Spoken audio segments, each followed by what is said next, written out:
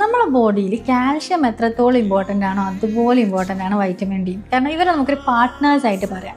ഒരാളില്ലെങ്കിൽ മറ്റേ ആളും ഇല്ല എന്നുള്ളത്. കാരണം നമ്മൾ കഴിക്കുന്ന ഭക്ഷണത്തിനല്ലേ ഇപ്പം അതിൽ നിന്ന് കാൽഷ്യം അബ്സോർബ് ചെയ്യണമെങ്കിൽ അത് ആഗിരണം ചെയ്യണമെങ്കിൽ വൈറ്റമിൻ ഡി വേണം. വൈറ്റമിൻ ഡി ഇല്ലാതെ നമ്മൾ എത്ര കാൽഷ്യം സപ്ലിമെൻറ്റോ അല്ലെങ്കിൽ കാൽഷ്യം അടങ്ങിയ ഭക്ഷണം കഴിച്ചിട്ട് കാര്യമില്ല. അപ്പോൾ നമ്മൾ വൈറ്റമിൻ ഡിയും കൂടെ പ്രോപ്പറായിട്ട് കിട്ടണം. ഇനി അവിടെ വൈറ്റമിൻ ഡി നമ്മൾ സപ്ലിമെൻ്റ് എടുക്കുന്നുണ്ടെങ്കിൽ വേറൊരു കാര്യം ശ്രദ്ധിക്കണം.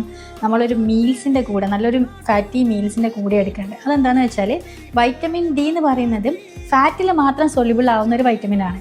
അപ്പോൾ ഒന്നെങ്കിൽ നമ്മൾ പറയുന്നത് കേട്ടിട്ടുണ്ടാവും വൈറ്റമിൻ ഡി കഴിക്കുന്ന സമയത്ത് ഒരു ഗ്ലാസ് പാല് കുടിക്കുക എന്നുള്ളത്. കാരണം ഫാറ്റിൽ മാത്രമാണ് വൈറ്റമിൻ ഡി സൊല്യൂബിൾ ആവുക. അപ്പോൾ വൈറ്റമിൻ ഡി കിട്ടിക്കഴിഞ്ഞാൽ മാത്രമേ നമുക്ക് പ്രോപ്പറായിട്ട് കാൽഷ്യത്തിൻ്റെ അബ്സോർപ്ഷൻ ഉണ്ടാവും. എന്ന് വെച്ചാൽ ഇതെല്ലാം ഒന്ന് ഇൻ്റർ കണക്റ്റഡ് ആണ്. അപ്പോൾ നമുക്കൊരു ബാലൻസ്ഡ് ആയിട്ട് നമ്മുടെ മീലാണെങ്കിലും അതേപോലെ തന്നെ സപ്ലിമെൻറ്റേഷൻ എടുക്കുന്ന സമയത്താണെങ്കിൽ ഇതെല്ലാം ബാലൻസ് ചെയ്യണം. ഏതെങ്കിലും ഒരു കാര്യം എടുത്തതുകൊണ്ട് കാര്യമില്ല. എല്ലാം കൂടെ ബാലൻസ് ചെയ്യുന്ന തരത്തിലാണ് നമ്മൾ ഭക്ഷണം പോലും കോൺസെൻട്രേറ്റ് ചെയ്യേണ്ടത്.